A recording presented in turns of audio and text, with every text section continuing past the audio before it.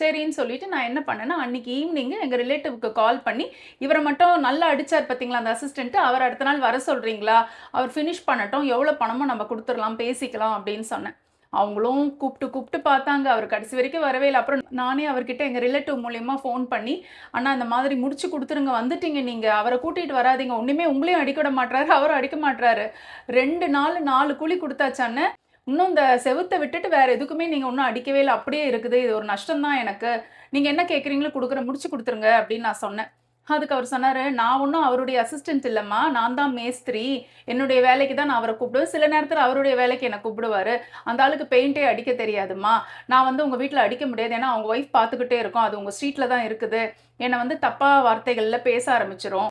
அவரும் எந்த வேலைனாலும் என்ன ரெஃபர் பண்ண மாட்டாரு. நான் வரவே மாட்டேன்னு கடைசி வரைக்கும் சொல்லிட்டாருங்க. வேலைய முடிக்கிறதுக்காக அவர்கிட்ட அவ்ளோ தொலைவு நான் பேசினேன். இவர் வந்து ஒத்துக்க மாட்றாரு. அதனால நான் விட்டுட்டேன். உலகம் ரொம்ப பெருசு. அடுத்த ஆள் நமக்கு நல்ல ஆள் கிடைப்பாங்கன்ட்டு அடுத்த பெயிண்டர்ஸ் தேட ஆரம்பிச்சேன். அப்ப என்னுடைய ஃபோன்ல பெயிண்டர்ன்னு ஒருத்தருடைய பேர் சேவ் பண்ணியிருந்தேன். அவரு யாருன்னு எனக்கு தெரியல. அன்னைக்கு ஞாயித்துக்கிழமை நான் கால் பண்ணி கேட்கிறேன். இந்த மாரி நீங்க பெயிண்டரா? என்னோட ஃபோன்ல சேவ் பண்ணியிருக்கிறேன். நீங்க வந்திருக்கிறீங்களா எங்க வீட்டுக்குன்னு கேட்கிறேன். இல்லம்மா நான் வந்ததில்ல. வீட்டுக்கு பக்கத்துல டூலெட் போட்டிருந்துச்சு. அன்னைக்கு நீங்க வெளிய நின்னுட்டு இருந்தீங்க. அப்ப வந்து நானு விசாரிச்சேன் இந்த வீடு காலியா இருக்கான்ட்டு. அப்ப நீங்க வந்து யாருன்னு கேட்டு என் நம்பர வாங்கியிருப்பீங்கன்னு சொன்னாரு. சரிங்க நீங்க வரீங்களா? நீங்க உண்மையாவே பெயிண்டர் தானான்னு கேட்டேன். ஆமா நான் பெயிண்டர் தான். பாக்யம் அபார்ட்மெண்ட்ஸ்லாம் நான் பண்ணுவேன். பெரிய லெவல்ல பண்ணுவேன்னு சொன்னாரு. சரின்னு அவர திங்கட்கிழமை வர வச்சேன். அவரும் இன்னொரு ஆளும் வந்தாங்க.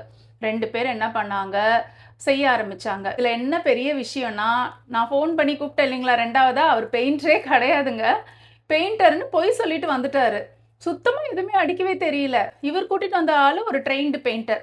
அவர் தான் மொத்தமா முடிச்சாரு. இவர் ரூ. 1300 கூலி கேட்டாரு. அதே மாரி 2 நாள் கூலி குடுத்தோம். இந்த 2 ரூமுக்கும் மீதி இந்த ஜன்னல், கதவு, இந்த கிரில் இதுக்கெல்லாம் சேர்த்து பேசுனோம் நாங்க. சரின்னு அவங்களும் ஒத்துக்கிட்டாங்க. இதெல்லாம் நீங்க ஒழுங்கா அடிச்சீங்கன்னா, இன்னொரு 10 நாள்ல இன்னொரு வேலை இருக்கு நான் தரேன்னு சொன்னேன். உண்மையாவே வேலை இருக்குது. இவரோட ஒரு ட்ரெயின்டு பெயிண்டர் வந்தாருங்களா, அவரு தான் சீலிங் அடிச்சாரு, பிரைமர் அடிச்சாரு, கலர் அடிச்சாரு. அந்த மத்த 2 ரூமுக்கு அடிச்சுட்டு, விண்டோஸ்க்கு என்ன பெயிண்ட் அடிக்கிறதுன்னு கற்பனையிலேயே ஷேட் கார்ட்ஸ் வச்சுக்கிட்டு யோசனை பண்ணி, இவங்க 2 பேர்கிட்டயுமே கேட்டுட்டு இருந்தேன். இவருக்கு கரெக்ட்டான சஜஷன் சொல்ல தெரியல.